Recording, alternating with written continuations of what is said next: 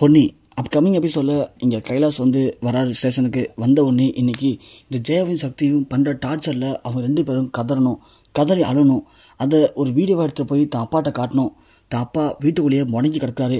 அவருக்கு சந்தோஷமே கண்டிப்பாக இவங்கள கஷ்டப்படுத்துறதை பார்த்தா சந்தோஷப்படுவார். ஏன்னா எங்கள் அப்பா சிங்க மாதிரி இருந்தார்.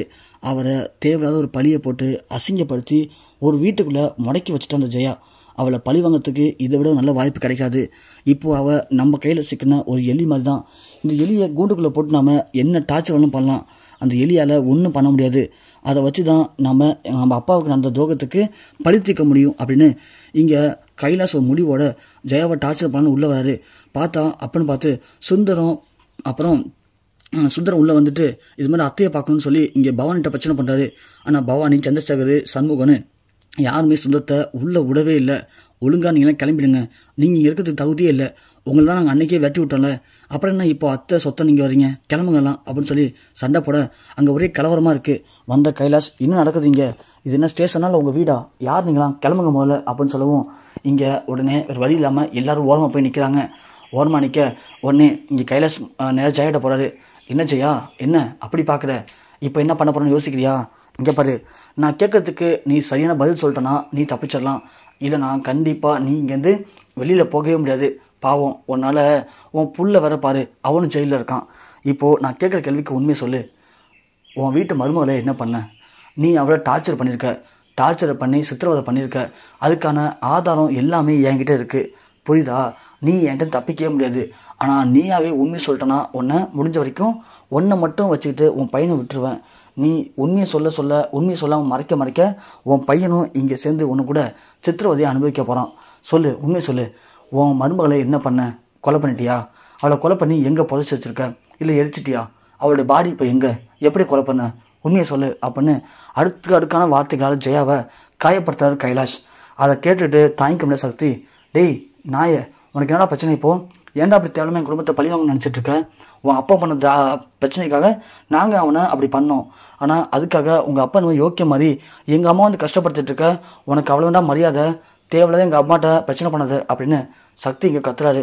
உடனே கடுப்பான கைலாஷ், ஓ அப்படியா, இப்போது நீ தான் ஹீரோவா அப்போ இந்த வரையிற ஒன்ட்ட அப்படின்னு சொல்லிட்டு அங்கே போயிட்டு, சரி நீ சொல்லு, உங்கள் அம்மா உன் மனைவியை என்ன பண்ணா?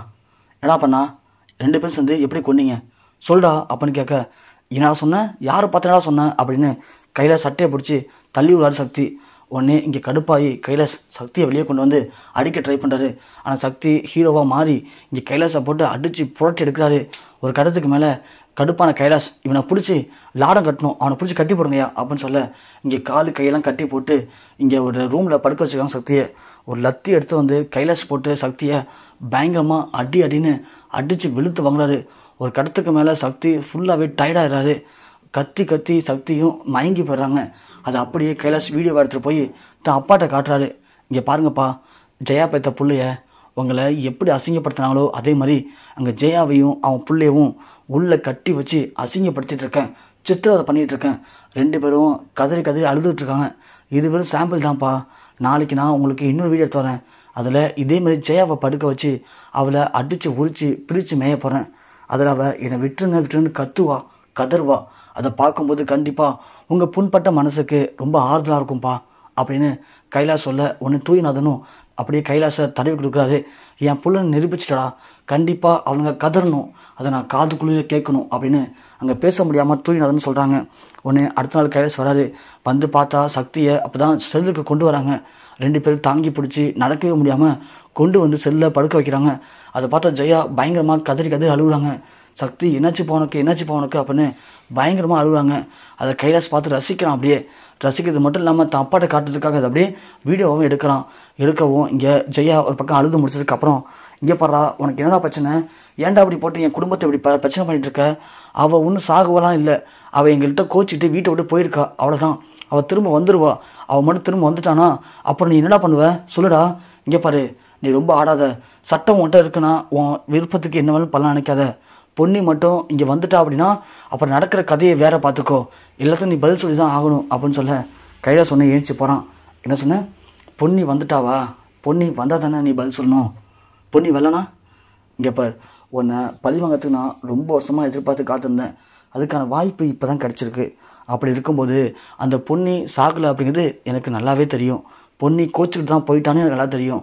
ஆனால் கோச்சிட்டு போன பொன்னியை திரும்ப வர வச்சா தானே நீ வெளியே வர முடியும். அதே பொன்னியை நானே ஆள் வச்சு தூக்கிட்டா, பொன்னி கதையை முடிச்சுட்டா, அப்போது பொன்னி செத்து போனது தான் சமம். அப்புறம் வெளியே இருக்க முத்தையா பொன்னிக்கு என்ன ஆனாலும் அதுக்கு காரணம் நீ தான் சொல்லுவார். அப்போது கேஸ் ஸ்ட்ராங் ஆகும். அப்புறம் நான் சொன்ன மாதிரி உன்னால் வெளியில் வரவே முடியாது, புரியுதா? அதனால் நீ என்ன வேணும் பண்ணிக்கோ, எனக்கு அதை பற்றி கவலையே இல்லை.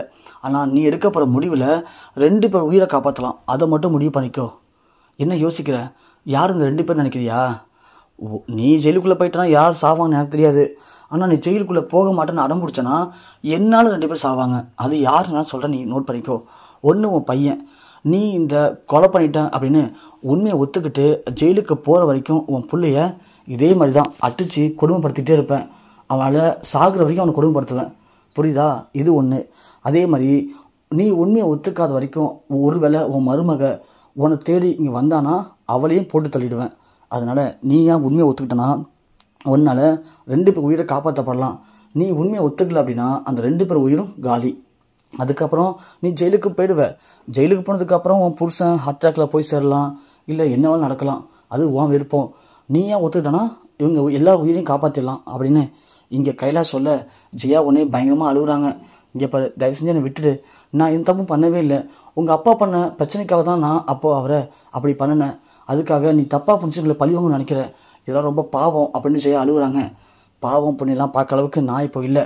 எனக்கு தேவை உங்ககிட்டருந்து ஒரே ஒரு வார்த்தை தான், நான் தான் என் மருமலை கொன்னேன் அப்படின்னு நீயா உன் வாயால் உண்மையை ஒத்துக்கிட்டனா நீ மட்டும் ஜெயிலுக்கு போவ, உன் குடும்பம் தப்பிச்சிடும். இல்லைனா தினம் தினம் உன் பையனை இதே மாதிரி அடித்து கஷ்டப்படுத்தி சாகடிப்பேன். அதை நீ கண் குளிர பார்ப்ப. அப்புறம் உன் மருமகளையும் கொல்லுவேன். 2த்தையும் பார்த்துட்டு வேறு வழியே இல்லாமல் நீயாவே அப்புறம் ஜெயிலுக்கு போகிற நிலைமை ஏற்படும். என்ன பண்ணலான்னு நீயே முடிவு பண்ணிக்கோ அப்படின்னு கைலாஷ் சொல்லிட்டு ஜெயா அழுவுறத அப்படியே ஒரு வீடியோ எடுத்துக்கிட்டு நேராக கொண்டு போய் அவங்க அப்பாட்ட காட்டுறான். அவங்க அப்பா பார்த்து சந்தோஷப்படுறாரு. பாருப்பா ஜெயா எப்படி அழுகுறான்னு சொல்லிட்டு, உன்னை இந்த அளவுக்கு காயப்படுத்த ஜெயாவை நான் டெய்லியுமே அவளை கஷ்டப்படுத்திட்டு இருக்கேன். அவளை அங்கே முடிஞ்ச வரைக்கும் கசைக்கு புரிஞ்சிட்டு இருக்கேன். அவள் தினம் தினம் அழுது அழுது மனசார ரொம்ப நொந்து போயிருக்காப்பா. அவளை இன்னமும் நிறைய கஷ்டப்படுத்த போகிறேன்ப்பா. கண்டிப்பாக உனக்கு பண்ண துரோகத்துக்கு அவள் நிறைய அனுபவிப்பாப்பா அப்படின்னு தூய்நாதன்கிட்ட கைலாஷ் காட்டி தூய்நாதனும் கைலாஷும் ரொம்ப சந்தோஷப்படுறாங்க. இங்கே ஜெயாவுக்கு என்ன பண்ணுன்னு தெரில. தான் பையன் இப்படி கஷ்டப்படுறத பார்த்து ஜெயாவால் தாங்கிக்க முடியல. அவன் சொல்கிற மாதிரி ஒருவேளை நாம் உண்மையை ஒத்துக்கிட்டு நாமளே உள்ளே போயிடலாமா அப்படின்னு ஜெயாவும் யோசிக்கிறாங்க. சரி பார்ப்போம் அப்படின்னு ஜெயா என்ன பண்ணலான்னு முடிவு பண்ணுறாங்க. இனிமே கைலாஷ்கிட்டேருந்து ஜெயாவையும் சக்தியும் காப்பாற்றணும் அப்படின்னா கண்டிப்பாக அதுக்கு பொன்னி உயிரோட வரணும். ஸோ பொன்னி வந்து எனக்கும் இவங்களுக்கும் எந்த பிரச்சனையும் இல்லை, என்னை யாரும் கடத்தவும் இல்லை, என்னை யாரும் எந்த கஷ்டம் படுத்தலை அப்படின்னு பொன்னியாக அவங்க வாயால் சொன்னால் மட்டும்தான்